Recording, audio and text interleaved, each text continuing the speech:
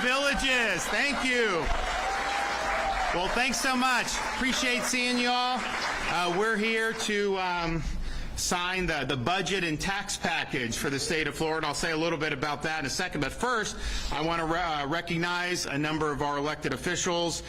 We have Senators Boyd, Bradley, Broder, and Truenow, and I want to thank them for all their hard work during this legislative session. From Orange County, Seminole County area, we've got Representative David Smith, and I appreciate all the hard work he had over this legislative session. And we also have our Agriculture Commissioner Wilton Simpson with us here today. I think it was true prior to me signing this budget, but I think signing the budget underscores the fact that Florida is the best fiscally managed state in these United States.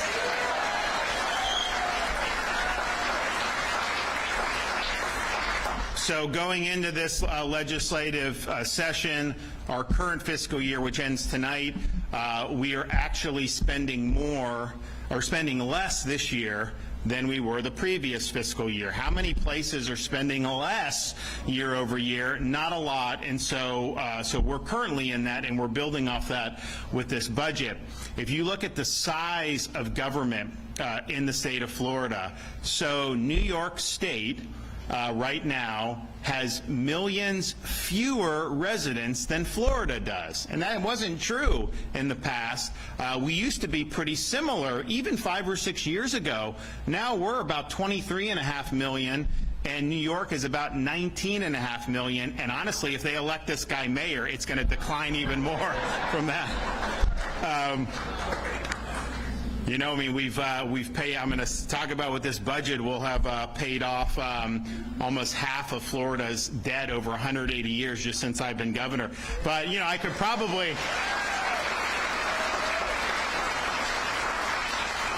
probably extinguish the other half if I just charge an entry tax from all the New Yorkers that are going to flee this guy, especially those rich people.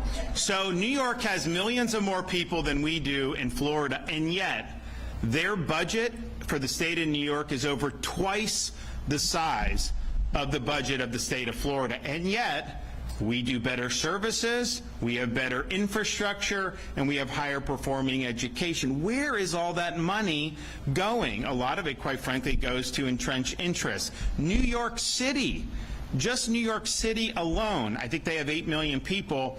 That budget is more than the state of Florida's entire budget of 23.5 million people.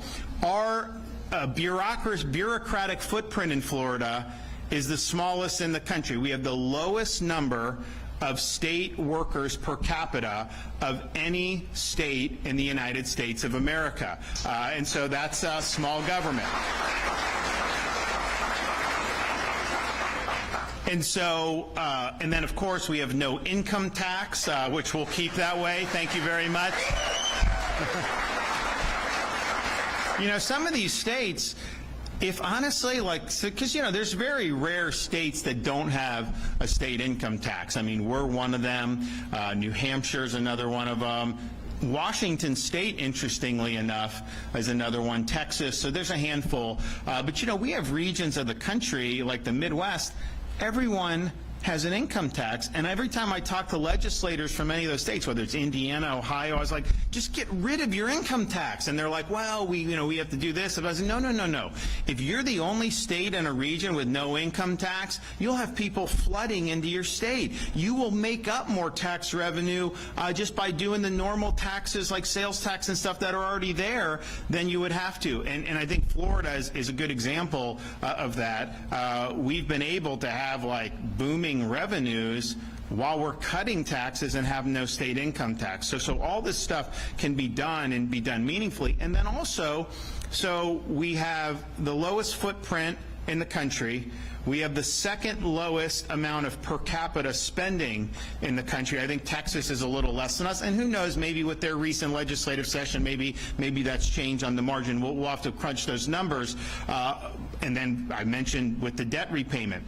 before I sign this budget, and we'll talk about what this budget will do, if you take Florida's 180-year history and you take the debt that's been accumulated, just since I've been governor, we've already retired over 41% of it, and then this budget is going to help us retire more at an accelerated basis. I launched a program called, that's an accelerated debt repayment program for Florida, and what it does is, these are debts that are already owed by the state. You know, there'll be bonds out there or whatnot, and we have guys in our bond finance department who will go in, they'll retire those a lot of times at a discount, which saves money on principal, but then if you retire it early, you're saving all the interest that you would end up accumulating. So all that we've retired has been many, many billions of dollars. You also add the many billions of dollars in interest that has been saved to you, the taxpayer, and I think we're the only state that has been that aggressive in retiring debt. And so of all the states that have a state debt, and some states are not allowed to have any debt,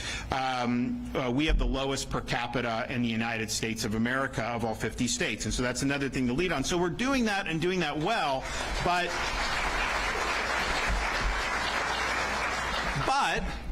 we've actually done really big things on things that matter to Floridians. And so since I've been governor, we've provided billions of dollars to increase salaries for teachers. And so you now have ability to recruit teachers better, minimum salaries higher, more bonuses, more opportunities for that. And this budget builds off that. So that's something that wasn't being done until prior to me becoming governor. Now that's something that's really big.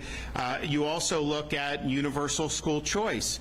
We have 500,000 kids that are on scholarships on our school choice program. We've got over 400,000 kids in charter schools. I know there's a good charter school nearby here in the Villages that has done very well, and we're proud of that. And then we also have embraced homeschooling. So we have the strongest homeschool population in the country. And so all of that has empowered parents so that whether you're super wealthy or whether you're poor, you have options as a parent to be able to put your child in the best possible learning environment, and that's taken a lot of hard work, a lot of investment. We're happy to have done that. We've also done really big on infrastructure and really big on roads and alleviating traffic. I launched a program and got it enacted with the legislature a few years ago called Moving Florida Forward. We had projects that we knew needed to be done, especially in Central Florida. I-75, things in Champions Gate, I-4, all these things that were slated to be done, but a lot of them weren't even going to start till next decade. We did an infusion of cash because we were running big surplus, and so now those projects are underway, and many of them will be done 5 years ahead of schedule, 10 years. Some of those projects will be done 15 years ahead of schedule. That's what people want government to be doing, to be able to do things like that so you can get from point A to point B without it being, and even just the temporary lane we opened on I-4 a couple months ago. That's made a huge difference, and that's just one temporary lane. The final revisions are going to be much better.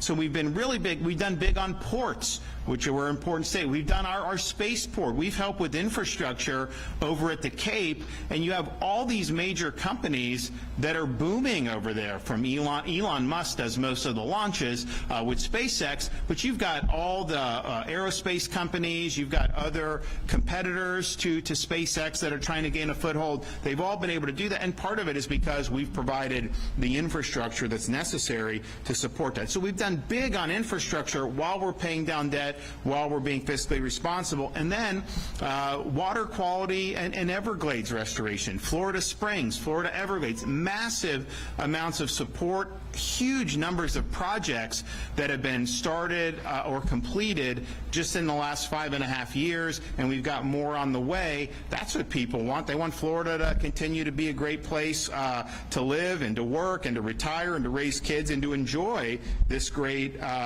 piece of land that that God's given us. And then we've cut taxes by billions and billions of dollars. Now, when you don't have an income tax, it's harder for the state to cut taxes in as meaningful a way, but we've done, and I'll talk about what we're doing here this year, but we've done toll relief. We've done relief on taxes on different types of insurance policies. We've done back to school, disaster preparedness, you name it on down the line, we've done billions and billions of dollars. Now, what Florida needs to do, and it's not controlled by the state legislature, it's something that local governments control, but we need relief on property taxes, and that's what we're going to be working on.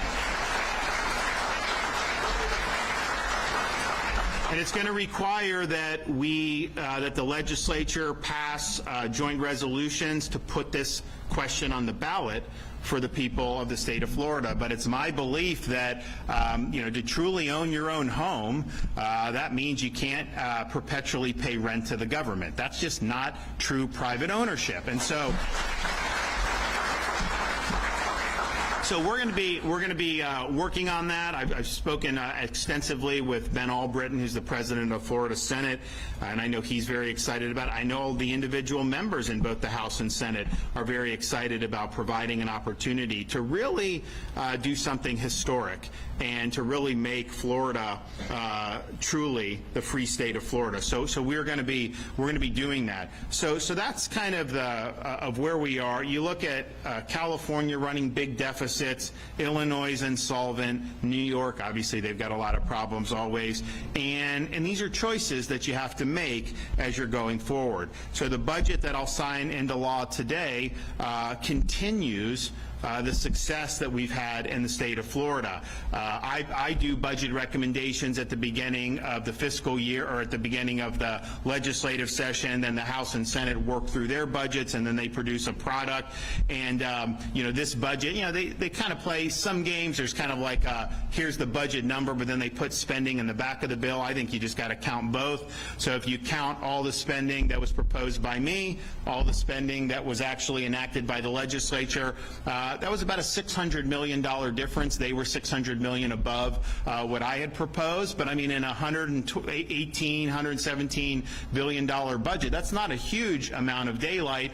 I have line item veto authority, and so I have pared back that $600 million. So the final project that will land today is within $10 million of my recommendations that we had just a few months ago.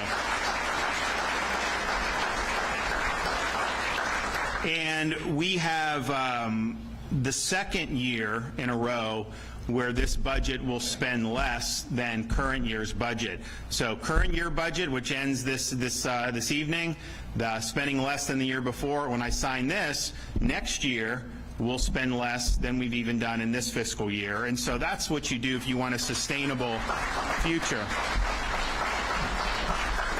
We have a rainy day fund in the state of Florida. It's called the Budget Stabilization Fund, but it's a rainy day fund.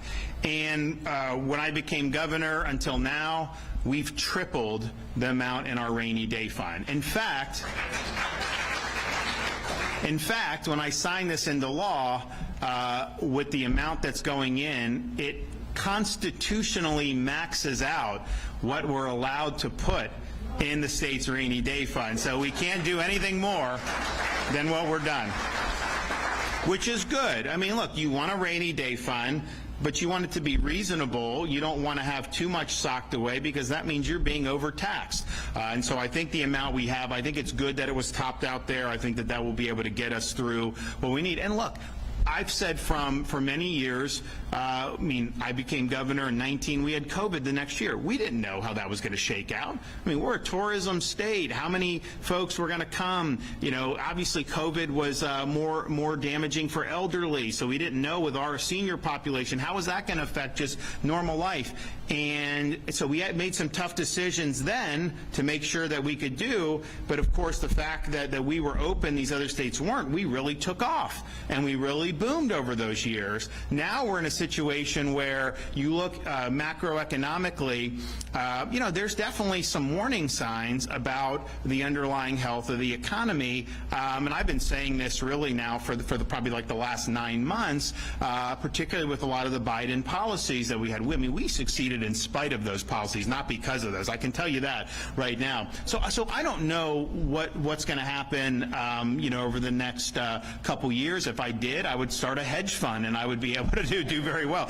But I think we have to prepare that we could have slowdown, that there could be hiccups. I don't know what's going to happen with interest rates. I don't know what's going to happen with federal spending. There's just a lot of questions that can influence that.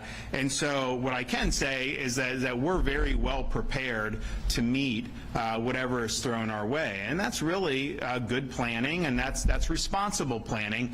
And I can say, nothing's ever going to go. The reality is economies are cyclical by nature. They go up and they correct. And it's not because sometimes people make bad policy decisions that can cause it, but just the natural cycle, that's just the way it is. And we know that. And you see it in real estate, you see it in equities, you see it in different things. So we're well prepared to be able to meet whatever gets thrown our way. I mentioned the debt repayment.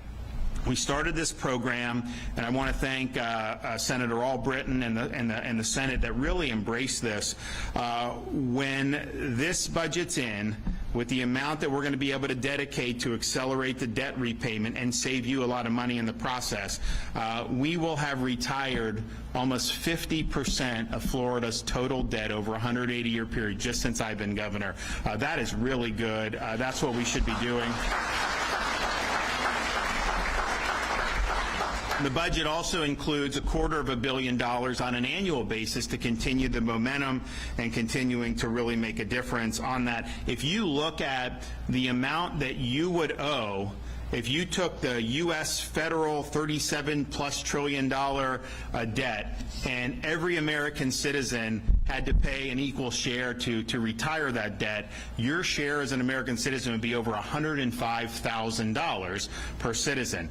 If by some reason you needed to retire the Florida debt, the share for each Florida resident would be about $400. And so that's a much different scenario that we're looking at than Washington. And so I think that momentum will continue, and I'm really glad about that. On taxes, there's about $2 billion in tax cuts in this package that I'm going to sign alongside the budget. As I said, the property tax, at the end of the day, to be meaningful, really needs to go on the ballot because the state does not levy property taxes. That's done by your local governments, and that's how our Florida's Constitution was designed. So that is, we're going to work very hard on that.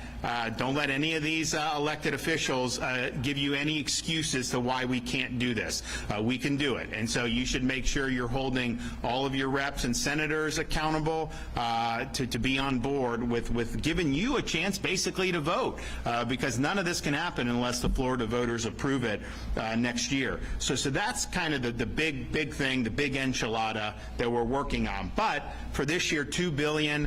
I think that's the second most Florida's ever done in tax relief in a given year. We did $2.5 billion a couple years ago. I think we did almost $2 billion in current year. One of the things we've done that the legislature's done, which I think was really smart, we do these back to school tax holidays, we do disaster prep tax holidays, and it's like they'll do, we're going to enact it this year and then this, and it's not permanently in law.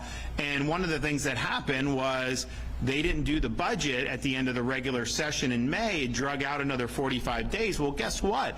We normally have disaster preparedness starts when hurricane season, right before hurricane season starts in June. So they didn't have this done, so people didn't get to be able to get that. So both back to school and disaster prep are now permanent tax holidays in Florida. And so disaster prep, those items that have already been earmarked, you can buy them whenever you want. We're not going to limit it to certain dates, and then back to school, I think it's the entire month of August now, is eligible for back to school. So all those back to school supplies, zero tax in the month of August. And that's a part of permanent Florida law now, so families don't have to worry about it. You don't have to worry about you be able to get those savings. Those savings are going to be there. The legislature has also done something that I've been asking for many years, and that's eliminating a tax that only Florida has of all 50 states, and that's taxing business rent. It's not good for our economy. It's not good for business growth, and so that tax is being sunsetted. And again, how many times do you hear of governments eliminating a tax? Like, normally these taxes grow. So thanks for doing that. I think that that's well intended. And then thank you also for heeding my call to deliver a Second Amendment tax holiday. And so firearms, ammunition, accoutrement, as well as other outdoor items like fishing and bow hunting and things are going to be tax-free from September 8th until December 31st of this year. So you're going to be able to do very well.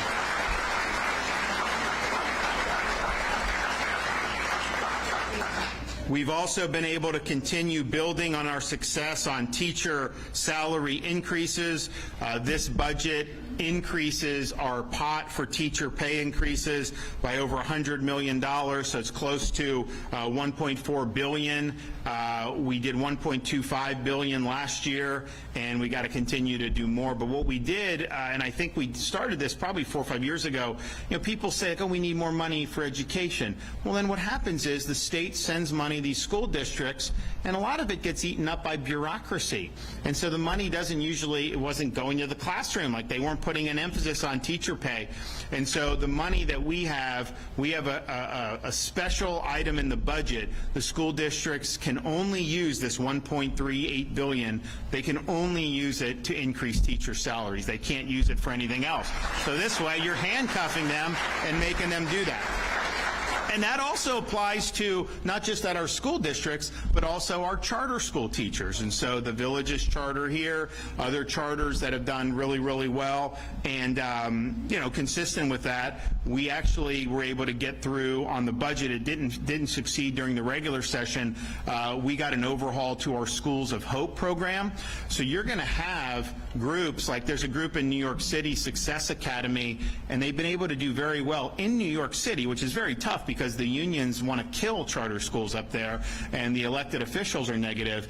They're going to be able to go in the most dire areas of Florida and open up these schools and potentially change people's lives for the better. And I know that was something that was potentially very meaningful that kind of fell off the radar at the end of the regular session, but I'm glad we were able to work with the legislature to get that through in this extended session. School funding, even though we're paying down debt, reducing spending overall, cutting taxes, this budget provides a record amount of funding in per pupil spending for our K through 12 schools. So that's showing, and I'm not one that says, oh, if you just spend more, you're going to do better, because I mean, some of the worst performing schools in this country, like Washington, D.C. and Chicago, have massive amounts of per pupil spending. I don't think a lot of that spending goes to actually help the pupils, but it goes, and a lot of it helps the school unions. So I'm not one saying end all be all, but I also think that this does allow them to continue the momentum. I mean, for example,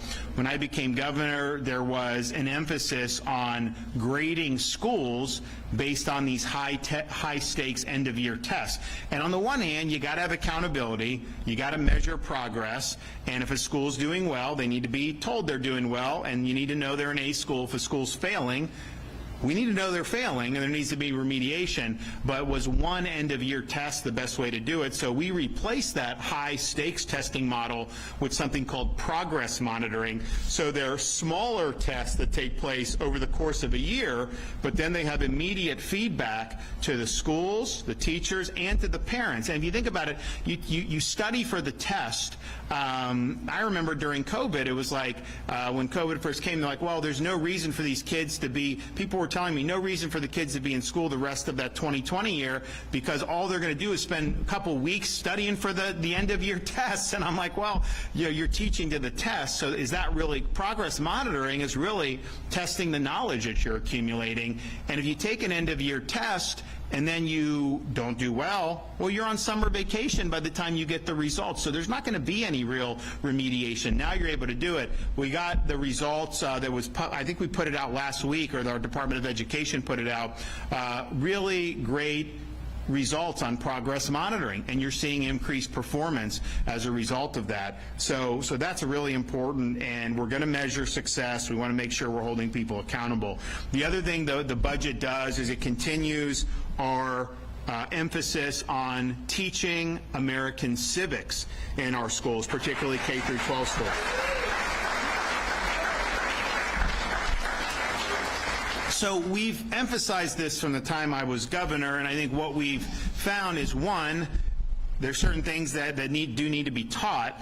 So you got to teach the Declaration, you got to teach the Federalist Papers, you got to teach the Federal Convention and the Bill of Rights and some of the stuff that's happened since then, all important, and then what led into the American Revolution, some of the ideas that the Founding Fathers relied upon, whether it was Enlightenment thinking, whether it was Judeo-Christian tradition, whether it was things like English common law, which is really big to them and is still something that underpins our legal system. You need to know all that. But in order to do that, you got to have teachers that understand this and that are well versed in it. And honestly, it's through no fault of a lot of you go to a lot of colleges now, they're not going to teach very much about the founding of this country. It's viewed as passé. It doesn't fulfill their ideological agenda, and so that's kind of that stuff falling out of favor. Now in Florida, we're pushing in the opposite direction. Our universities too, but the reality is you can go through a lot of universities in this country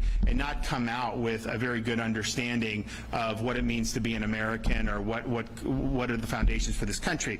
So we created the Civic Seal of Excellence program.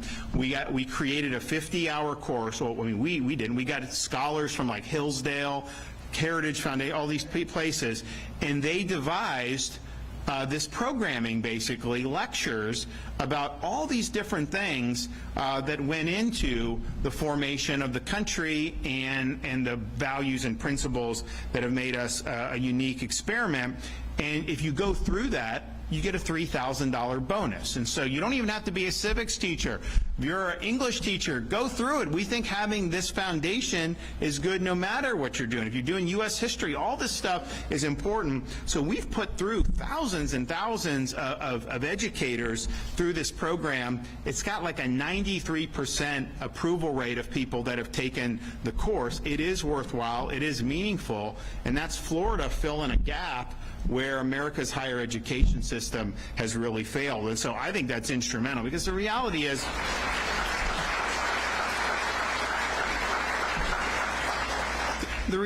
is you can have this stuff presented and you can get a list that you have to read this or that. To have a teacher that is really knowledgeable and passionate about this and that can really bring it to life, that can light the fire in a student to all of a sudden, this is something they become passionate about. And I think what we're doing is really helping get us in that direction. And then also funding for a speech and debate initiative. I think like 5 or 6 years ago, we had like 8 school districts that were doing speech and debate. Now all 67 Florida school districts are doing speech and debate. We host the championship in Orlando. And if you think about it, the reason why you do speech and debate is not even as much about, I think it is good to be comfortable on your feet and being able to articulate things, but when you're doing speech and debate, you may be given a topic, and it may be a topic where you have to argue on the other side of what you actually believe. And so then you have to start looking at things and trying to see things from someone else's perspective. So you can argue about, I'm a big believer in term limits for members of Congress, for example, but, if I was given that to argue against it, I'd have to kind of step out of my little, say, okay, what are the arguments against it? I don't think the arguments against it are great given how poor Congress performs, but there are arguments against it, and you've got to be able to wrestle with those. And one of the things that's happened, particularly in higher education, education, when you have the movement towards ideological conformity and indoctrination, I think what's happened, I think the Harvards and the Yales and those schools, I think they're producing graduates who I think probably have a lot of aptitude naturally, but these are people whose assumptions have never been challenged, because all they're doing is repeating the same basic party line. That is not how you sharpen your mind. You got to be in there and you have to see things from different perspectives. So I think having students be in a situation they have to make arguments, they have to formulate that, I think is really, really important. And it's kind of become a lost art, but not here in the state of Florida. Our higher education system continues to be ranked #1 in the United States of America. I think it's like 8 years in a row we've been #1. We're proud of a lot of the reforms that we've done on there. For example, we were the first state in the country to eliminate DEI from our public university system. And we did that years ago when it wasn't fashionable to be against it. I mean, you know, we took a lot of arrows for that, but we knew that it was fundamentally an ideologically corrupt concept, and it was being applied in ways that were really discriminating against people through no fault of their own. We also now have in Florida, because of reforms I worked with the legislature on a couple years ago, all tenured professors must undergo review every 5 years and can be let go for poor performance. And now part of that is that helps us recenter the universities on the pursuit of truth and preparing the students to be citizens of our republic. But it's also just from a practical perspective, when you get tenure, there's different ways you can go about it. I mean, that could be like a boost where you get into the research and the teaching and you're really productive. And we have faculty in Florida who are like that 100%. But it also, if you think you're bulletproof, then it causes just human nature, right? Don't really worry about research. Don't really worry about teaching. Kind of focus on whatever these other issues are that really aren't germane. Those types of professors that are not productive under the cloak of tenure, that's one of the most significant drains on a university financially, much less academically. So our university system has been able to filter out poor performers now. They're hiring people coming in. I mean, if you look at like the University of Florida, they have the Hamilton Center for Western Civilization, massive numbers of scholars who are actually well-versed in the Western tradition, who are actually going to teach students and provide instruction in ways that reinforce, all that is special about Western civilization. And Hamilton Center at UF, if it's not already, within a couple years, it will be the premier center for the study of Western civilization in the world. And so that's something that's really meaningful. That would not have been done if we didn't have the overhaul of the faculty policies, because you can hire professors directly now. People would say, okay, why are all the professors thinking one way? Well, if you think the opposite of that, and you can only get hired if those other professors approve you, well, you're probably not going to get approved a lot of times, especially in kind of the liberal arts. So now, presidents of universities, the boards, they can bring in faculty and hire them directly. You got someone good at Georgetown, you can bring them in, and they can be at Florida International or University of Florida, and that's been really revolutionary, and we're just seeing the benefits of that now, which I think is really, really good. So, and then New College in Sarasota. This college, I remember when I was governor, I think it was my first or second year, and the Speaker of the House at the time said, hey, I want to talk to you about New College. And I'm like, why do we need a new college? We have enough colleges already. I was like, I didn't even know, it had never come up. And he's like, no, it's in Sarasota. So I started researching more because, think about it. You'll run into someone all the time. Oh, I graduated from UF and I'm doing this. I graduated from USF. I'm doing all this. I just had never come across, and it had never been anything that had crossed my desk in the early days of me being governor. So I started looking at it, and in statute, it was supposed to be Florida's #1 honors college. In practice, it was like a Marxist commune, like left of the left, no grades, more like a beatnik type culture, which, look, if that floats your boat, honestly, that's fine. I just don't want Florida taxpayers to be funding that.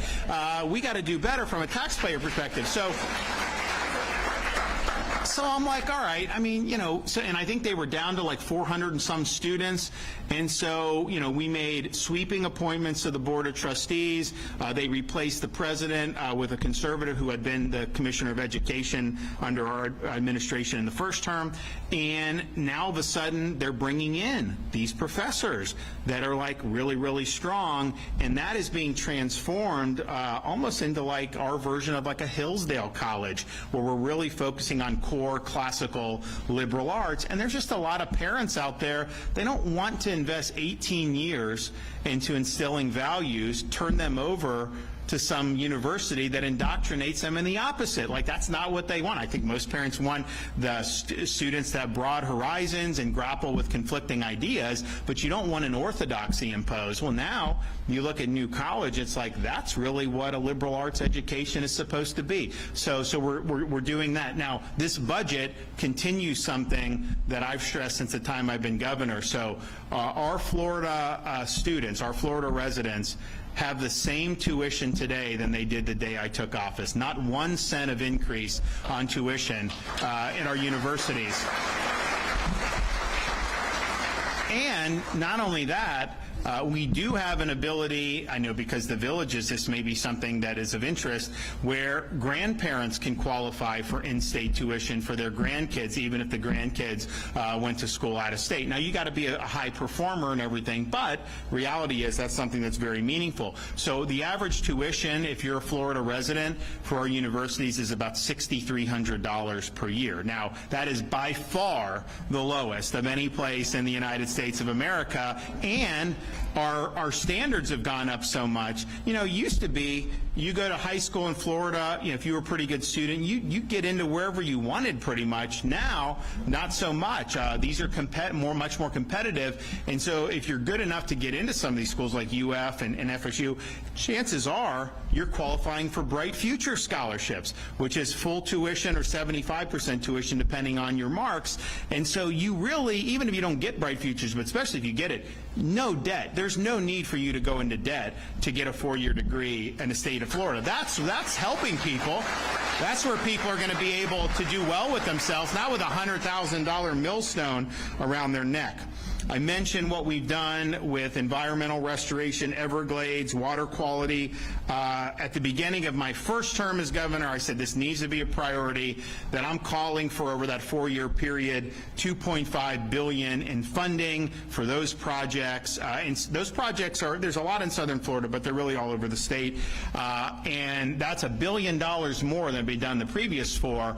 We not only did 2.5, we did 3.3 billion over those first 4 years. So then this term I said, you know what, we're going to do even better. We're going to do 3.5 billion over the next 4 years. When I sign this budget in, this will include an additional $1.4 billion for Everglades restoration, water quality improvements around the state of Florida. That means already we far surpassed my $3.5 billion target. We're already at $4.6 billion, and we ain't done yet. So that's going to be very meaningful for a lot of people.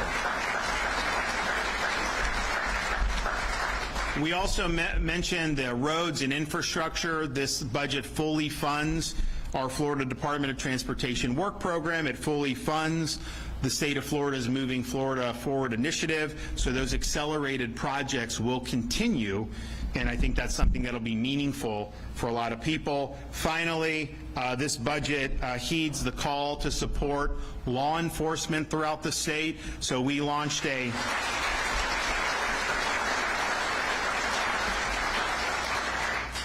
program a few years ago, you know, kind of in response to what was happening around the country with the fund police and the attacks on law enforcement. We obviously don't do that in Florida. In fact, we signed legislation that prevents local governments from defunding police in the state of Florida, and we've done a lot of stuff, anti-riot legislation. You know, the media gets really upset because, you know, we clarified in law, you know, if you're at like a stop sign and an unruly mob comes and threatens you, you have the right to flee for your safety. Are you kidding me?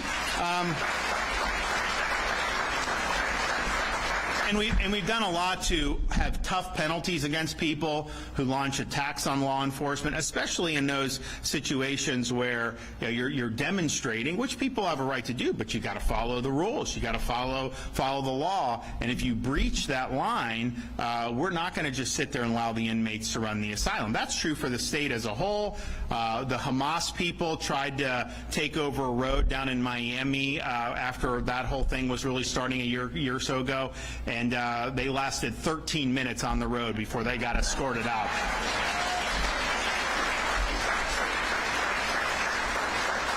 And quite frankly, at our universities, you have a right to express yourself. You can have views.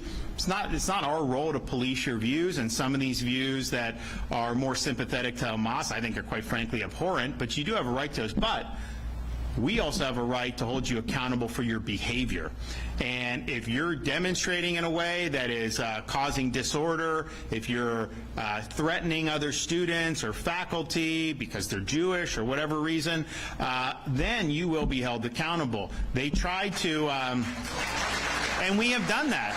I mean, we've had students that got their degrees withheld because their conduct was outside, and that's true with demonstrations run amok. I mean, I know they tried to take over the campus lawn at Florida State, and the university turned on the sprinklers, and that was the end of that. So, and we would have done more, whatever we needed to do to make that done. But it's also not only with the demonstration, but you'll have speakers come to campus. You go to like Stanford, and you'll have somebody that is not in lockstep with the left, and they're actually providing a different perspective, maybe even a conservative perspective, and you'll have some of these students just screaming and yelling and basically trying to do a heckler's veto where you shout someone down so they can't even express their views. That doesn't fly in Florida. We will hold you accountable for that behavior. You can disagree with the speaker all you want, but you have to behave. And the same thing with these graduation ceremonies. You know, it's wrong for activist students to hijack graduation ceremonies and ruin it for everybody else. That's not speech, that's conduct. And you should be held accountable for that. So all that being said is we're a law and order state across the board. We've already, when we launched this program, we saw what was happening in these other jurisdictions. And I'm just thinking to myself, would you want to be a police officer in like Seattle or Chicago and get treated that way? Of course not. So we launched a program where new recruits to Florida for law enforcement, municipal, county, and state agencies, they get a $5,000 bonus when they join the ranks. And that's been a huge boon for our recruiting efforts. And I can tell you, if this guy does get elected mayor of New York City, I'm going to have to set up a processing center to get all the NYPD who are going to want to move down to the state of Florida and work in our law enforcement. I mean, would you want to be a police officer for a mayor who wanted your agency abolished? I sure wouldn't. Would you want to be there saying no cash bail and that don't send in police to dangerous areas, send in social workers? I wouldn't want to be signed up for that. So you potentially, and I've already talked to the President Albritton, this is good, it's in the budget, but if this guy does get elected in November, I think you're going to see a potential to have a lot of folks want to come down in law enforcement, and maybe not even just NYPD, maybe some of the surrounding agencies too, because this stuff bleeds over. It's not like it's only going to respect the city lines. So that'll be a huge problem. And you know, my thing on this guy is, obviously I disagree, he's a leftist, right? But it's like he's running on things that have already been tried and failed. And it's like, is this just Groundhog Day where we're going to continue to do dumb policies in our major cities and cause further decay? Because that's what happens. I mean, how many of you, are any of you from New York City or used to live in the area? Okay. You know, it was a great city when Giuliani was mayor, and even Bloomberg, even though I disagree with them on a lot, it was clean, it was safe, safe. There was a lot going on, and I think de Blasio, I mean, really did a number on it. But I can tell you, whatever he did, this will be, I think, much, much worse. And it's like, okay, you have this idea of government's going to run the grocery stores. You know, that stuff has been tried throughout human history. It didn't work very well. Anytime it's been tried, it is not going to work there. You talk about saying we're not going to have law enforcement going in. Again, that's been tried. San Francisco tried to let the inmates run the asylum. It got so bad that they recalled a left-wing DA in San Francisco for being too liberal. Can you imagine that? That's how bad it got. And so this stuff is, it's something that will not work, but it does have an effect on the state of Florida, not just on law enforcement, but obviously everyone reaches their limit, right? I know in Chicago, you had a lot of people that reached their limit during COVID and during the BLM riots, but some thought that things could get better. Then they elect the current mayor, and that was it. And then people came to Naples or wherever. And I think this guy's election, I think, is going to change behavior. The reality is we have our bonus program. I think it's been very effective. I think almost every sheriff has utilized it. I know a lot of the municipal police departments have utilized it. I talk to these folks. You know, when I see them, I'm out and about, they'll come up to me, and I have not met one who regrets it. Now, you know, who knows of all the thousands, but the reality is I think it's been tremendously successful. So I want to thank everybody who was involved in supporting that in the legislature, and I also want to thank them for heeding my call to give a much-needed pay raise for our state law enforcement agencies, Florida Highway Patrol, Florida Department of Law Enforcement, Fish and Wildlife, some of the other, we have other law enforcement and some other agencies. You know, our Highway Patrol in particular, I don't think any agency has done more to help the federal government under the Trump administration on illegal immigration enforcement than Florida Highway Patrol. They round up illegals all the time and work with ICE. You know, if they were California, they would be told you're not allowed to work with ICE. Here, you're required to work with ICE because we want to solve this problem once and for all. They also were the first ones that we sent when Biden opened the border back in 2021. We did send National Guard, but we sent state law enforcement officers down on the southern border to help Texas with that. And, you know, they did a lot of good, but the reality is people would get across, they'd catch them, turn them over to Border Patrol. Biden instructed Border Patrol to just release them into our country. So think about it. You come across the border, you get caught. The correct response is to send them on back across the border, right? I mean, that's what you should do. Biden was saying, well, you can stay in the country, we'll give you a notice to appear, just make sure you come back and appear 3 years from now. Yeah, that's not much of a deterrent, and I know those folks didn't, by and large, didn't show up. So our Highway Patrol has done a lot of heavy lifting on this really critical mission of ensuring that our country means something, that our laws mean something, that it's not just whoever decides they want to come is able to come, it's who we decide is able to come is allowed to come. And unless you enforce the law, we're never going to get that right. And so I'm really excited about the great work that they've done. There's more to come in terms of our working with the Trump administration on those very important immigration efforts. And the states, most states are doing nothing. The blue states are trying to sabotage. We're one of the few states that's, probably, we may even be the only state that's really full throttle saying, you know what, we're not going to solve this problem unless we are part of the team. And if we're not part of the team, the feds may do some good stuff, but they're not going to get the job done with the current resources that they have. And I know they're trying to build that up, and hopefully they do very quickly. But as it stands now, you need state and local to be there helping out. And we're the only state in the country that, so we banned sanctuary cities my first year as governor, which honestly should have been banned long before that. I don't know why we didn't do it, but we banned it. And then now we're the only state in the country not only that's not a sanctuary state or banned sanctuary cities, but all state and local agencies have a duty to cooperate and work with ICE and DHS. And that's made a huge difference. Tom Homan's always pointing to Florida as an example. And I think you're going to continue to see that. So they deserve the pay increases. First of all, they need it. We need it just to recruit and to maintain people. And we got a lot of what we asked for on that. I think we'll come back more next year and ask for more. But all in all, law enforcement was supported. So I think what you see in the budget is an example of a very fiscally responsible state. We're meeting the needs of the state of Florida that I think most people want us to be focusing on.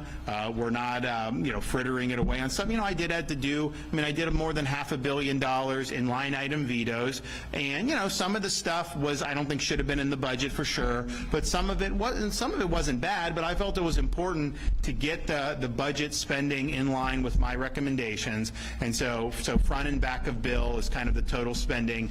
I think that came in about $9 or $10 million over my recommendation. So very close when you're talking about a budget of $117+ billion. So that's really good. Debt repayment, tax relief, reduced spending, but also support for education, support for law enforcement, support for natural resources, and all the things that you want to do. So I'm excited to be able to sign this here today. The work continues, but before I do that, we are going to bring up a couple of our speakers, and so we have Jim Boyd, who's going to be the next president of the Florida Senate, as well as our Agriculture Commissioner, Weldon Simpson. So Jimmy, you want to start us off?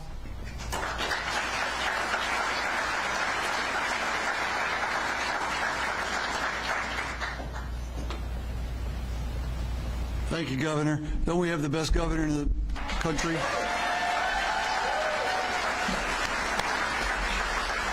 There's a problem with this governor, though. As brilliant as he is, it's a really tough act to follow. Everything that I wanted to say, he has said far better than I can and articulate it very well, so I'll be very brief. We are led by a wonderful conservative governor, the cabinet represented today here by Commissioner Simpson, the legislature. We are so proud to be representing you all in Florida and doing what's right for Florida. I could go over the points the governor has made, but I don't need to do that because he's done them so very well. But just know, this legislature will continue to fight for your freedom, to fight for your family's freedom, to fight for your children, your grandchildren, for your businesses, for the environment. We will always keep an eye on the environment because that's critical to Florida, and our law enforcement and our first responders. Without them, we would be nothing. So thank you, those of you that are in the room. We appreciate your service so very much.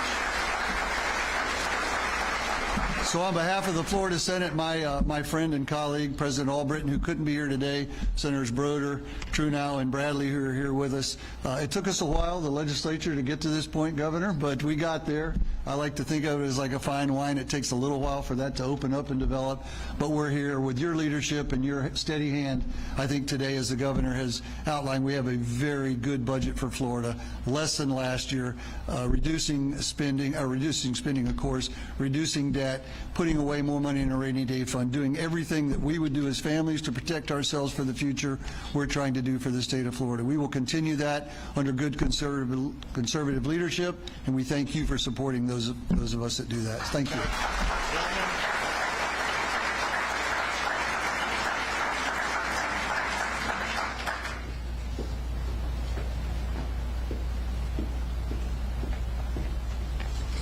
Good afternoon. Thank you, Governor. And I'm going to talk a little more about the ag budget. But we had a great year at the Department of Agriculture and Consumer Services. Many good things in policy that the governor's already signed, the Farm Bill, and we did many things at our department this year that I think are worth highlighting. First of all, we're building a new building in Tallahassee. So several of we've got 9 different buildings in Tallahassee today. The average age is probably 60 years old and in very bad shape. But we're going to bring many efficiencies to your Department of Agriculture. In the first 2 years, we eliminated about 150 FTE, and then we believe that over the next 5 years, we'll eliminate another couple hundred FTE, which is about 10% of all the employees at the Department of Agriculture. So we're going to help continue the efficiency of our department. When you think about our school kids, and the governor said it very well, we're very proud of what we did this year and the last few years with our FFA kids. FFA kids are the future farmers of America. 3 years ago, we started a grant program, and we said, you know, we really want to have all parents that want to participate, their children participate in agriculture, to be able to do so. We had 30,000 kids in FFA 3 years ago. Today, we have over 65,000 kids in FFA.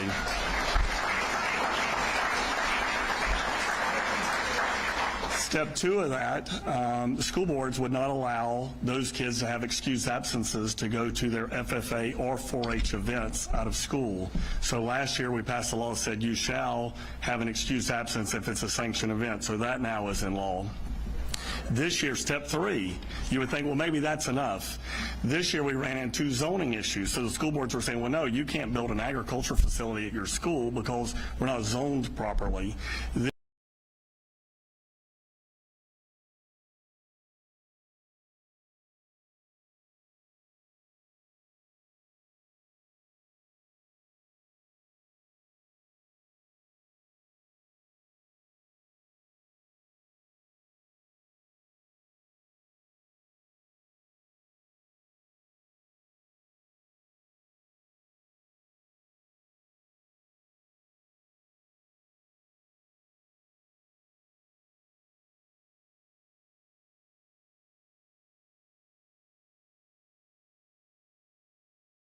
Burn here in the state of Florida, and we're going to continue to do those things. We do not want to become California.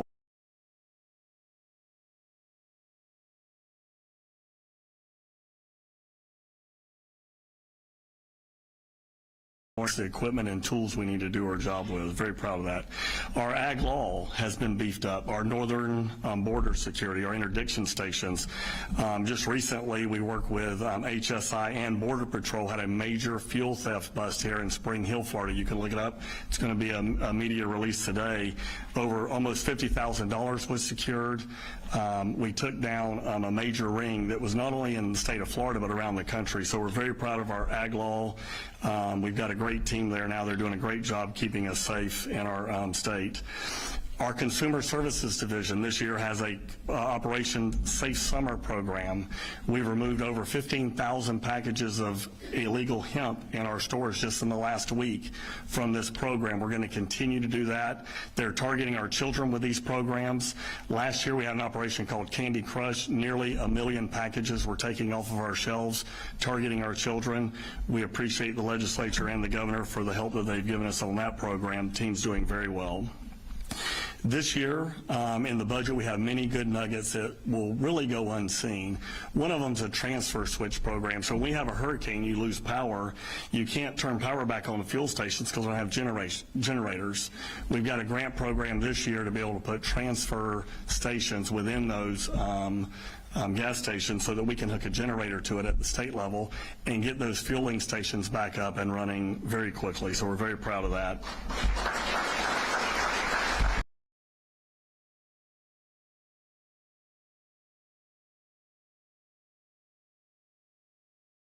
How good we're doing. In agriculture, we're doing an amazing job signing our farmers up for what we call BMPs, Best Management Practice Programs.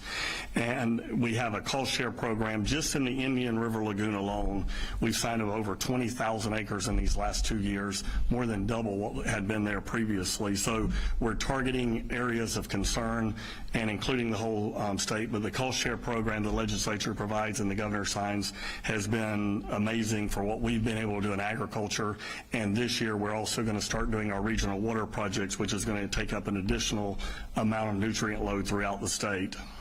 And I'd be remiss if I didn't mention Florida citrus. President Albritton is from a little community called Wauchula, Florida, and been involved in the citrus business all of his life. I think he's the 4th generation, and over $100 million is in this budget to help your citrus farmers recover from citrus screening through research, through the craft program and replanting programs. We hope in the next 8 or 10 years you will see a lot of citrus farms back here in Central and South Florida, so we're working on that.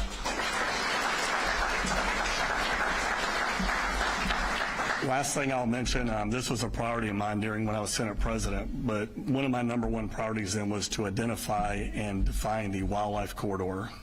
The wildlife corridor in this state, if you want to know what it is, you can Google it. There's a nice little map out there. But if you Google a map of the state of Florida at nighttime, everywhere it's dark on that map, you'll see all the beautiful lights. You'll see the beautiful lights here in this area of the state. You'll recognize everywhere it's dark on that map is a wildlife corridor.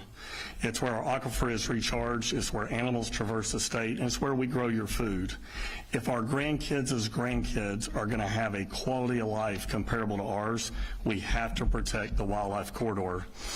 In this budget, and thank you, Legislature and Governor, we have $250 million for our Rural and Family Lands Program, where we go in and buy development rights from farmers. And there's many advantages to buying development rights rather than buying at fee simple property. But we've had record funding. When I became Commissioner of Agriculture, there was about 56,000 acres in that program through the previous 20 years. Today, we have over 230,000 acres in it, and certainly we'll have close to 500,000 in the next 2 years. So thank you, Legislature. Thank you, Governor. Thank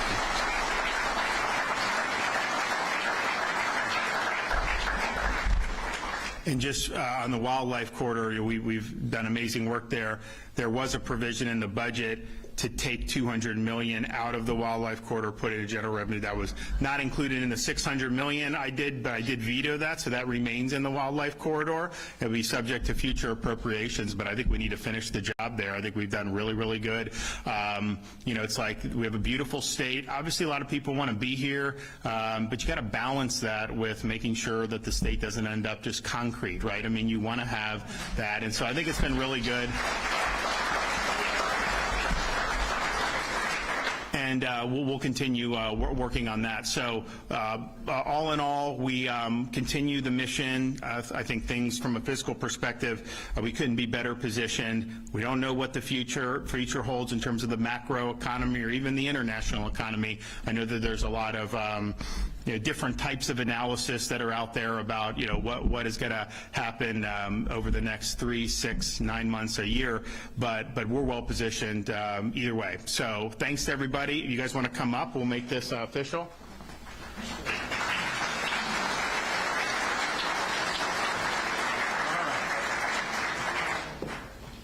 Does anybody have, I don't see any young kids with us here today, which I'm not surprised at. Does anyone have any young grandkids who would like a non-permanent marker to be able to give to them kids? You got it? Oh, that's a bad toss. That's a bad, who else? Oh no, sorry about that. Who else? That's a good toss. All right. All right, so that's those are, we would give the pens out, but the kids would write on them, and so the parents are like, can you do a non-permanent? I'm like, all right, so we got non-permanent. These are permanent, though. Today's the 30th of June, right at the buzzer. Okay, no standing, please. We need to make sure you get this one. Ma'am, thank you. All right. So this budget will take effect at midnight tonight. Well, they're supposed to do it by May 2nd. We got it, I think the mid-June, kind of like, so we've had, there's a lot of line items in there that we've had to go over and kind of do everything, but we got it done, and so here's the Plains Land. All right, so we've got these pens. Anybody? Okay. Yeah. Anybody else? Okay. All right. I also have, now these guys may not want these. These are veto pens. But actually, you know what? I need to borrow one of those pens to sign the tax package. I forgot to sign the tax package. Okay. So all you Second Amendment enthusiasts, September 8th till the 31st, no tax on any of the stuff. Ammo, accoutrements. That's really, really historic. And I know a lot of businesses will be happy with the rent going down. Okay, so we have that. All right, so here's the tax and the budget for 25-26 in the state of Florida.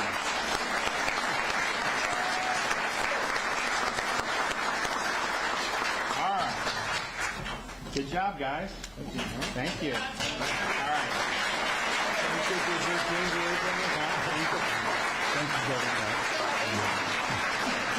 So we've got some red pens. So this is the veto pen. who else?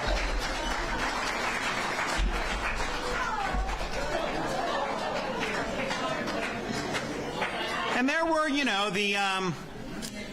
as vetoes go, I mean, I basically usually try to hit a target about, okay, what do we want the overall budget to look like? And then sometimes there's just a lot of stuff that you kind of have to veto, but this one we really wanted to get the total spending in line with my recommendations from February, and so I think it's 9 or 10 million more, so we got it pretty close. There's some things at the buzzer, but I thought all in all it was good. But we did a little under 600 million, I think. We have done over 3 billion in the past. Now on the veto, the 200 million for the take away from the wildlife corridor and put in general revenue, I vetoed that. We're not including that in the 600. I also vetoed, they took 750 and put it into some special fund where they're trying to do some constitutional amendment in the future, and it's there. I don't think that amendment's going to pass, so I vetoed the 750, so that's going back into the surplus as well. That's not included in the aggregate number that we gave you for line item vetoes. We also have legislation that's still pending. I think we're going through it. It's like I got all this dumped on my desk like 10 days ago, so we have I think a couple more days to be able to act on all the legislation, so there's a little bit left. We got through most of it. I may need some red pens on some of the legislation as well. Stay tuned. Okay, any questions? Yep. Yeah, no, so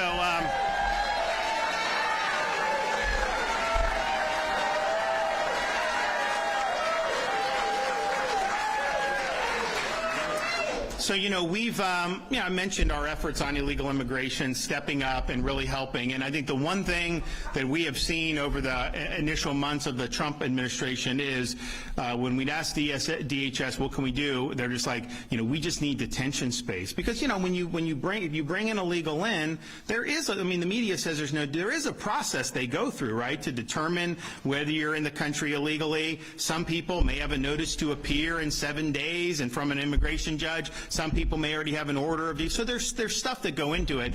And so, but that was the one thing. I've talked to Tom Homan about it. I've talked to a lot of these folks about it. And so we had a plan that we put out and told them, hey, we can execute this. I think we probably put it out about a month or so ago through the Division of Emergency Management under our director, Kevin Guthrie, where we would be able to stand up some makeshift detention space very quickly around the state of Florida. And we were talking about other different possibilities. So DHS was very supportive. So, what we're doing is like the state is doing it. The feds are kind of overseeing and then reimbursing us for the cost. But, we're looking at, okay, where could you do it that's not going to disturb the community, not going to create problems? And there just happens to be this Dade Collier Airport that's out there, kind of in the middle of the Everglade area, and it's not defunct. People say there are training flights that go in there, but it's a massive runway, and there's not a lot of buildings out there, but there's a lot of concrete, and so these guys set up this whole thing within a matter of days, and so when the president comes tomorrow, he's going to be able to see, you're going to be able to do. What'll happen is you bring people in there. They ain't going anywhere once they're there unless you want them to go somewhere, because good luck getting the civilization. So the security is amazing, but natural and otherwise.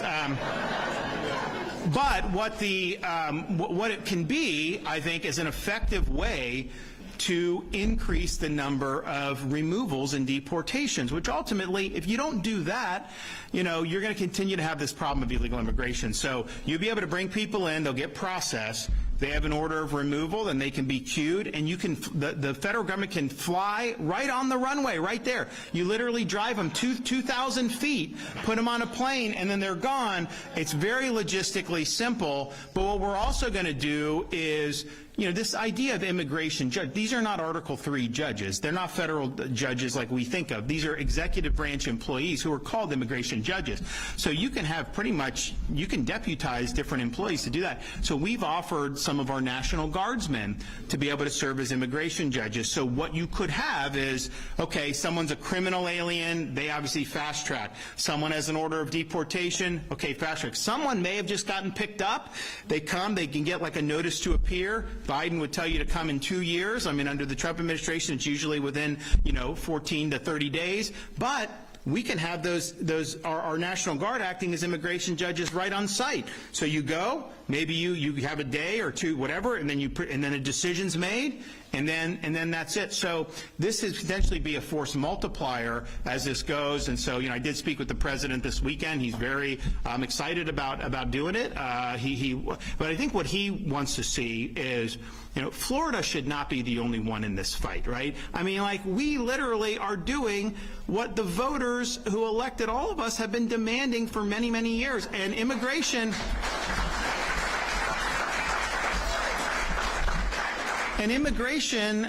was maybe the #1 issue, maybe inflation, but certainly no worse than the second most important issue in the 2024 presidential election.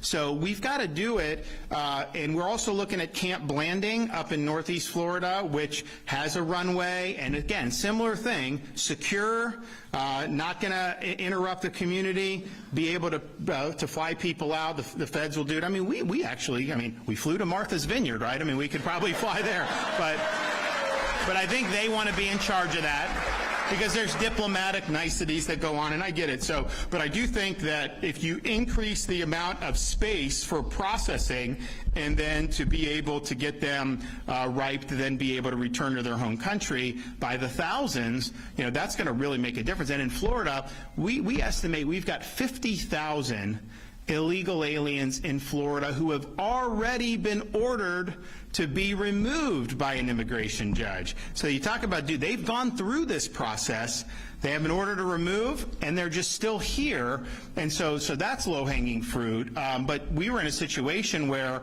there's such a limited space that ICE has. Do you want all of our jails to be overflowing with illegals, or would you rather have that done in a separate mission? Because, unfortunately, we've got U.S. citizens committing crimes, and they are going to need to be held accountable. So it puts pressure on, it takes pressure off of our local institutions in a way that I think will be very, very efficient. So it should be, I think people are impressed. I think a lot of people didn't even know there was an airport there. I mean, but there is there. I mean, it's a good facility. Things are being done in, I think, a very efficient fashion, and I was really honestly, I was impressed, but I know dealing with the hurricane response and all the other, monoclonal antibodies during COVID, we would set up monoclonal antibody clinics on 24-hour notice. Hey, we need one in Jacksonville. 24 hours later, it's up. That's this emergency response apparatus that we have. So I think it'll be interesting to see, and I believe by tomorrow, they will be open. So DHS approved us doing this last week, and I think by tomorrow it'll be ready for business. Yes. Governor, two-pronged question. I just want to make sure the President of the United States will be here tomorrow. That's his plan. Yes, sir. Thank you very much for that. Walk us through, if you can pull back the curtain and walk us through the process of how Florida is able to make this stuff happen so fast. I recall the bridge, remember after a hurricane 3 years ago, and people in other parts of the U.S. were involved in how we made that happen. So fast forward, whether people like it or not, how is this process able to happen? Just walk us through the steps. It's just leadership and execution.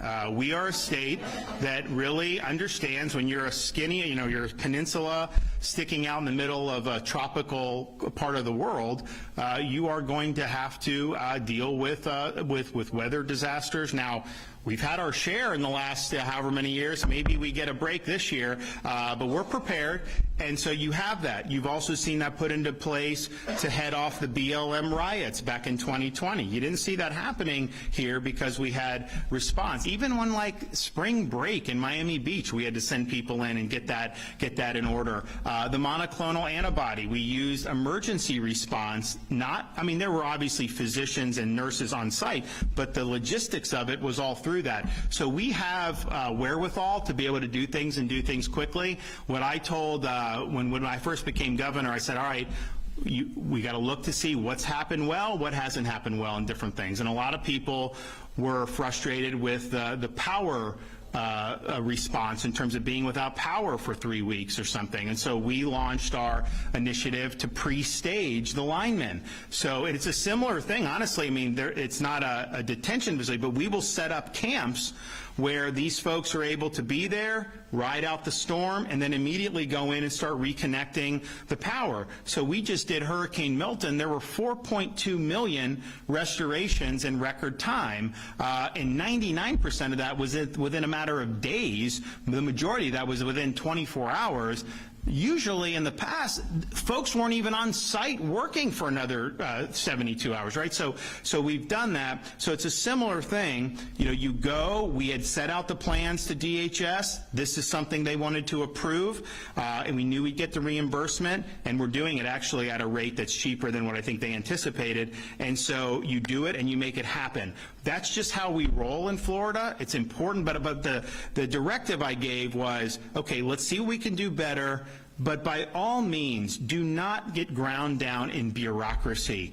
Do not get ground down in red tape. You know, we know what the policy is. You know, you obviously, there's certain things you have to check, obviously, but just get it done and stop acting like don't pass the buck. Just do it. So that's what we do. And yeah, I think it's been something that we have great response. We work very quickly. Those are just the expectations. I'm not trying to make light of anything, like, when it comes to the facility submission that sewage is being treated properly, that has to be protested.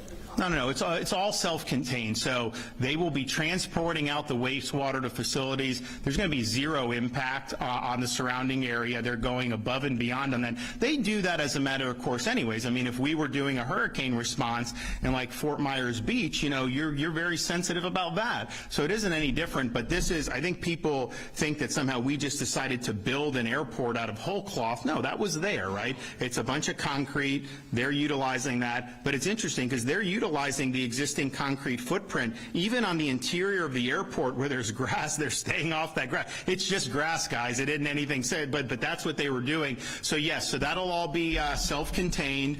They're going to go to extraordinary lengths to ensure that. And obviously, you know, I've invested how much billions and billions of dollars into increasing and improving the hydrology of the Everglades. If I thought somehow this was not going to hurt that, then I wouldn't do it. I mean, I think this is the most efficient and effective place to do it.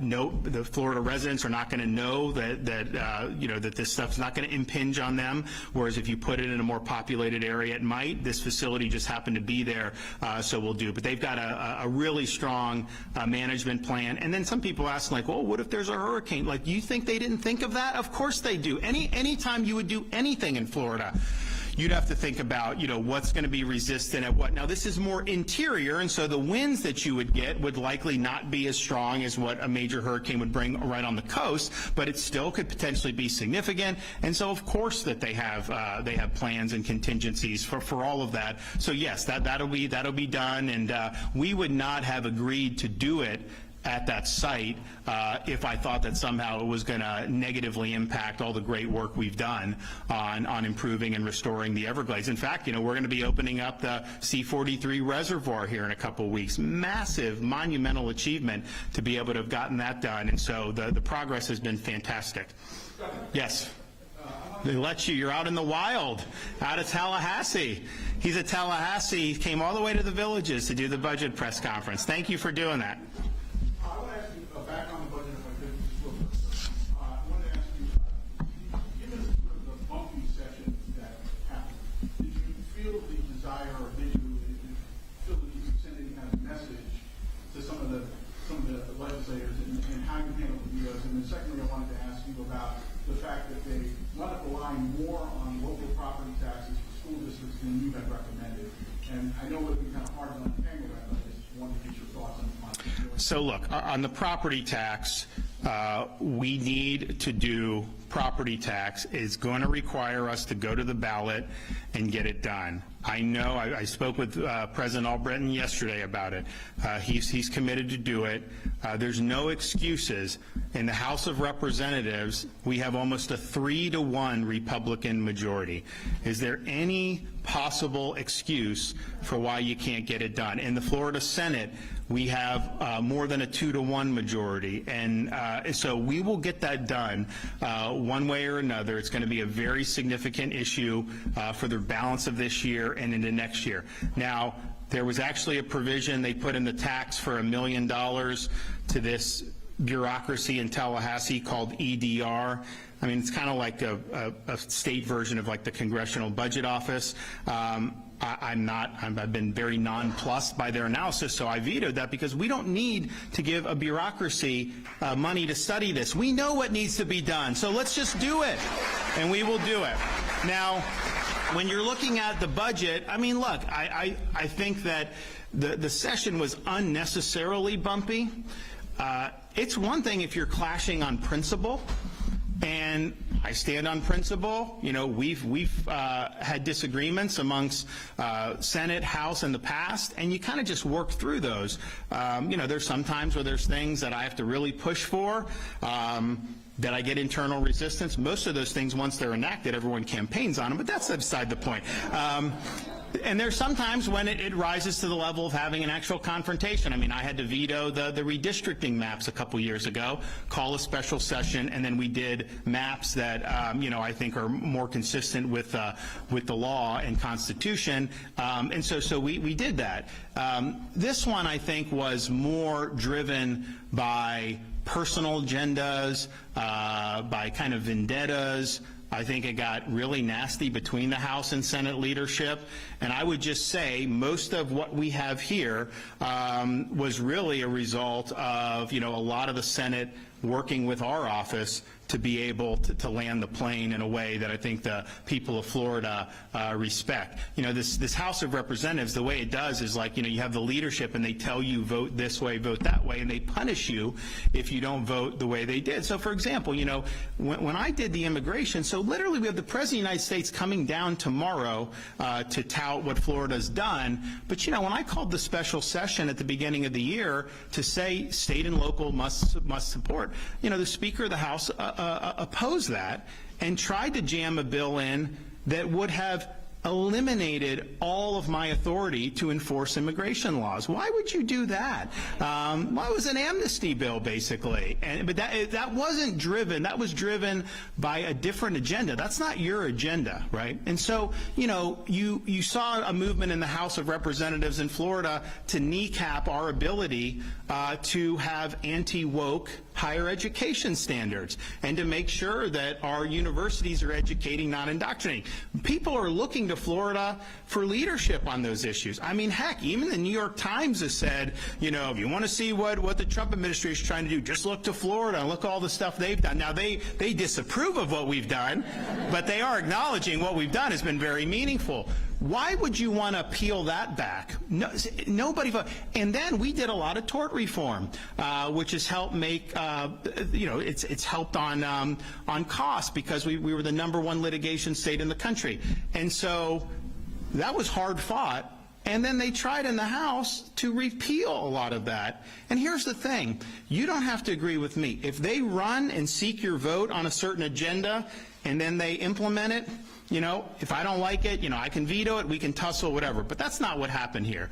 These guys all ran on the agenda of Florida that's been so successful, that people around the country want to emulate in their states. They got elected on that pretense, and then because of the leadership in the House, they pursued an agenda that was foreign to what they told the voters when they got elected in 22, 24. And some of these House members would not have been elected if it wasn't for me in 2022. That was really what turned Florida from a swing state into a red state. And we're happy with that. You know, but the reality is what's your agenda? And I think a lot of the agenda was not an agenda that the voters sent them there to do. And so I think the way it went 45 days, it didn't need to go 45 days. This could have been done 45 days earlier. I could have signed this budget a month ago and have substantially similar things. So I think what the House leadership did, I don't think it was successful. I don't think any of the gambits they did from trying to neuter us on immigration enforcement and try to promote amnesty,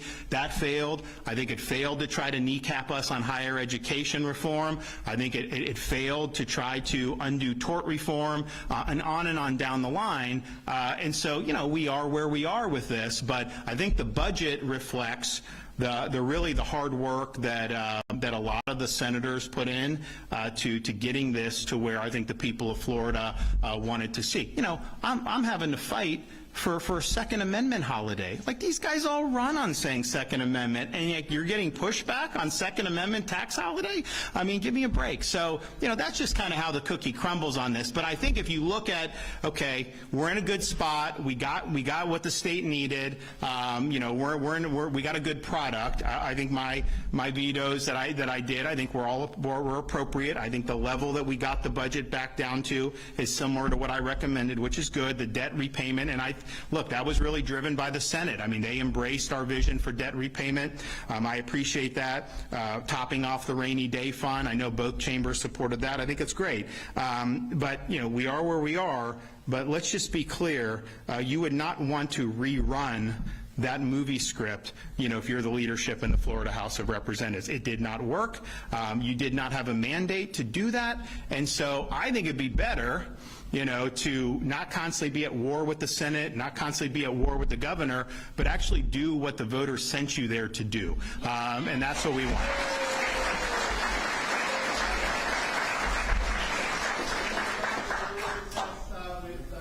Sanctuary cities, are there any similar levers that you can rely on in dealing with convincing localities to lower their property taxes? The Constitution, right? I mean, so what we're going to do is, as I said, look, if you're a snowbird or you have investment properties or commercial, look, ideally, but where can we really make a difference?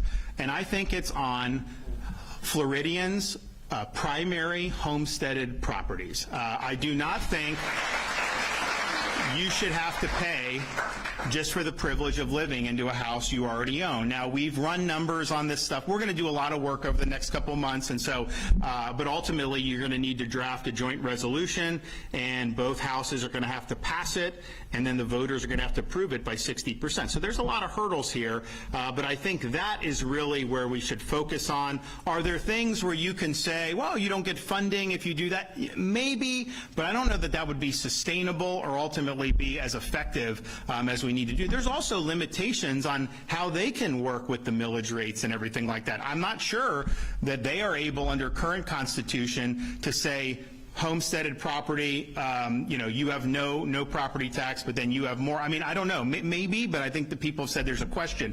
So you put something on the ballot, that will settle it once and for all. But we started running numbers, and I think some people say, well, if you lose, if primary homeowners, homesteaded Floridians aren't paying taxes on their homes, then, how are you going to fund this or that? And what about these rural areas? So we've got 31 fiscally constrained counties, mostly rural. We've run the numbers. If we just wanted to backfill that lost revenue from the state, it's like $300 million a year. That's nothing. That would be easy to do. But I also think these local government budgets are bloated. They have grown a lot. Why? Because real estate values have gone up. People's property gets assessed higher and higher, and then you got to all of a sudden have a more significant tax bill, and I would have used that revenue to cut taxes and to let people keep more. I think a lot of our local governments used it to spend, so a lot of them have seen really significant budget increases. So if you just were to right-size the budgets, and yes, do public safety, do all those, that gets you a long way there. But I think there's other things that those locals will be able to do. But man, imagine if you knew that your personal house, homesteaded in the state of Florida, means that you own it free and clear, and you're not having to constantly pony. I mean, that would really be, it's doable. And so we're going to be working through that to show everybody that it's something that's doable and that's something that's useful to do. But I think it's got to go on the ballot. I don't think that legislatively, with the constraints that the legislature faces under the current arrangement, I don't think it would be done that would be really, really effective. CFO, Lieutenant Governor positions, I see some high-profile Republicans that are from the Central Florida area that were up there on stage with you. Any names? So what I said, I said this kind of at the beginning of the legislative session. I was like, I'm going to get through the legislative session before I make those appointments. Now, I did think that legislative session would have ended earlier than it did, but now that we've brought this, I do have some bills to consider that are outstanding, and I will do that. But that obviously will be something that will be next on our agenda once we clear the decks from this, both in a lieutenant governor and a chief financial officer. So I would say that those decisions have not been made, I would say, first of all. But second of all, I will say that those will be in relatively short order, probably not, before July 4th, because, people are not going to be paying attention. But when we get back on there, that'll be something that we're going to do. Yes, sir.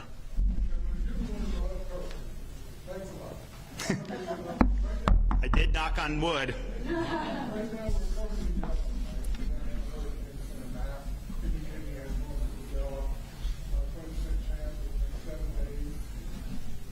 Are you concerned with cuts to NOAA and the National Hurricane Center from the federal side, and the fact that our emergency management director is really focused on integration?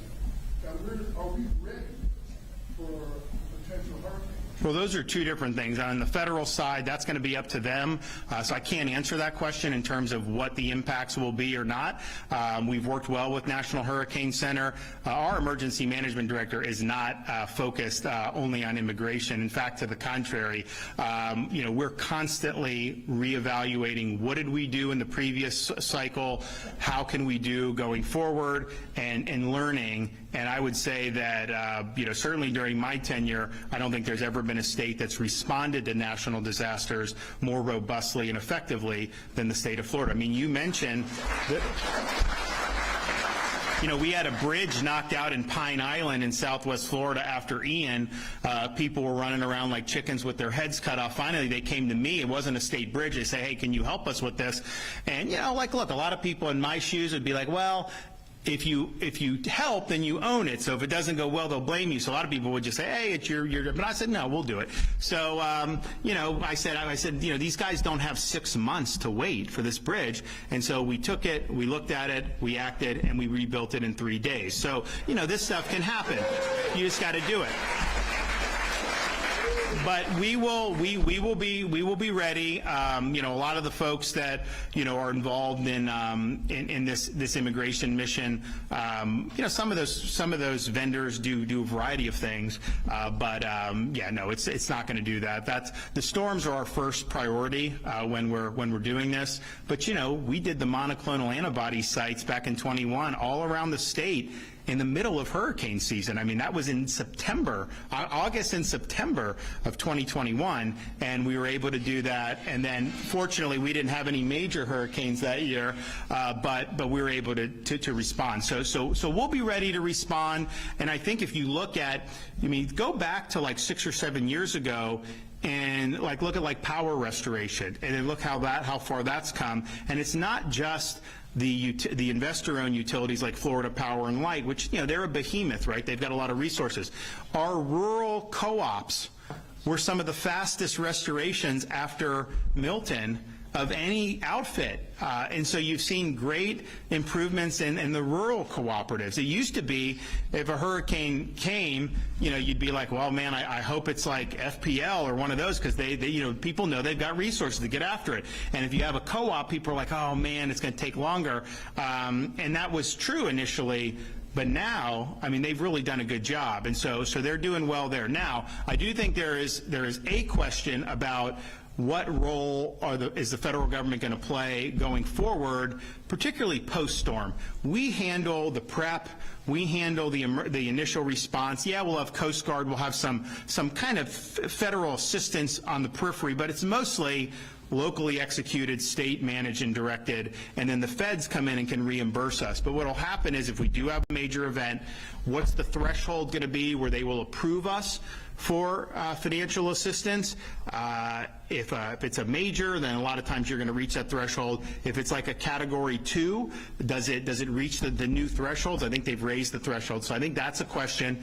I also think the question is okay, are you devolving stuff to the state? If so, devolve it. I mean, I'm happy to take block grant me money if we have a hurricane, and then we'll administer that far more effectively than the federal government. We have not necessarily gotten anything that would give us any directive on that. So I do think if there's a storm that happens, I know FEMA's kind of in transition, what's that going to mean? Because there are existing programs for individual assistance and reimbursement of local governments, and if that's going to be devolved to the states, are you going to give us block grants, or we'll be able to manage that ourselves, or are you going to say, you guys just figure it out? Now, if they say just figure it out, that is going to cause us to have to change some of the priorities that we've had. Now, fortunately, we've got a big surplus, and we have a lot of money socked away. We'd probably be able to handle it, but I don't know that we would necessarily adopt the same programs that the federal government has adopted. So I think that post-storm, how that will work, what FEMA's role will that be, I do think that's somewhat in flux, and honestly, it may be something that I talk to the president about tomorrow. All right, thanks everybody. God bless you. You take care.